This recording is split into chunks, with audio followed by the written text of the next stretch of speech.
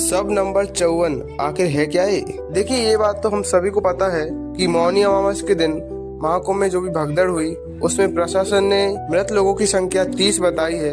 But Allahabad के मोतीलाल नेहरू सरकारी अस्पताल के मर्चरी रूम में ये सब नंबर 54 भी देखा गया है। तो क्या है ये?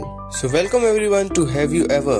So today our topic is that the administration and the government of Uttar Pradesh really hiding something from us. Are they lying about the real number of deaths in the Kumbh? जैसा कि हम सबको पता है कि मौनी अमावस के दिन जो भगदड़ हुई उसमें लगभग 30 लोगों की सैडली डेथ हो गई and 60 were founded injured. But this is the thing that the administration and the government of UP said. But there's also a other half of the story. The pilgrims at the Prayagraj said that there are hundreds of people who lost their lives. Even a London top report said that कि प्रयागराज के झूसी में भी जो भगदड़ हुई जिसमें भी बहुत से लोगों ने अपनी जान गंवाई and the administration of कुंभ क्षेत्र hasn't responded to this incident. But why? Why UP government hiding this truth from us? क्या उन्हें अपोजिशन के तानों का डर है या फिर वो हमसे ये ट्रेजिक इंसिडेंट इसलिए छुपा रहे हैं क्योंकि यूपी में 37,000 पुलिस की ड्यूटी होने के बावजूद भी ये हादसा हुआ.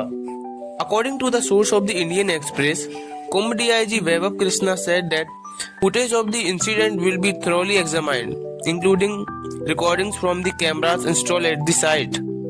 Police said on Friday that they have decided to inquire into reports of another incident in the Jhusi area, nearly 2 kilometers from the site of the stampede. पर ये सब नंबर 54 क्या है? आजमगढ़ के महेंद्र मिश्रा को उनकी पत्नी के शव के साथ कागज का टुकड़ा दिया गया. इस पर आधार नंबर और तारीख दर्ज है. कागज के नीचे लिखे गए नंबर पर गौर कीजिए. नंबर 54.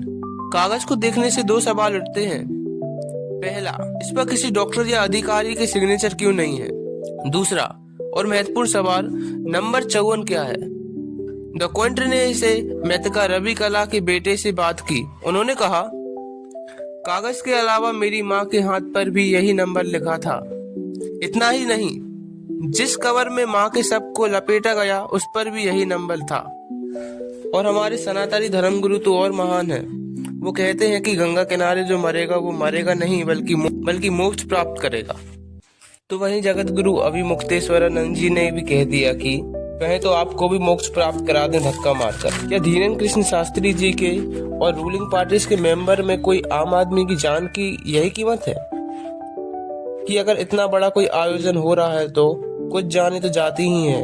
ये इनके लिए बोलने में बहुत आसान है, पर जिन्होंने अपने सगे संबंधी खो दिए क्या उनकी जगह कोई ले सकता है? नहीं. और ये पहली बार नहीं हुआ है कि महाकुंभ में भगदड़ की वजह से लोगों की जान गई है. 1954 के कुंभ में भी 800 लोगों की मौत हुई थी. 1986 के हरिद्वार कुंभ में भी मची भगदड़ से 200 लोगों की जान गई थी. 2003 नासिक कुंभ में भी 37 लोग मारे गए थे और 100 से अधिक लोग घायल हुए थे. 2013 प्रयागराज स्टेशन पर भी भगदड़ मचने से 42 लोगों की जान गई थी और 45 लोग घायल हुए थे. इन सभी कुंभ में प्रशासन को पता रहता है कि यहाँ बहुत अधिक संख्या में श्रद्धालु आएंगे, पर फिर भी यहाँ मासूम लोग मारे जाते हैं.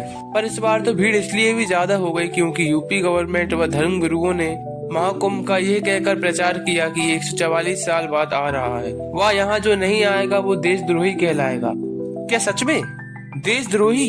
इस प्रकार के बयान महाराज आपने तो दे दिए और आप तो वैसे ही अपने VIP काफिले के साथ चलते हैं, पर आम लोगों का क्या?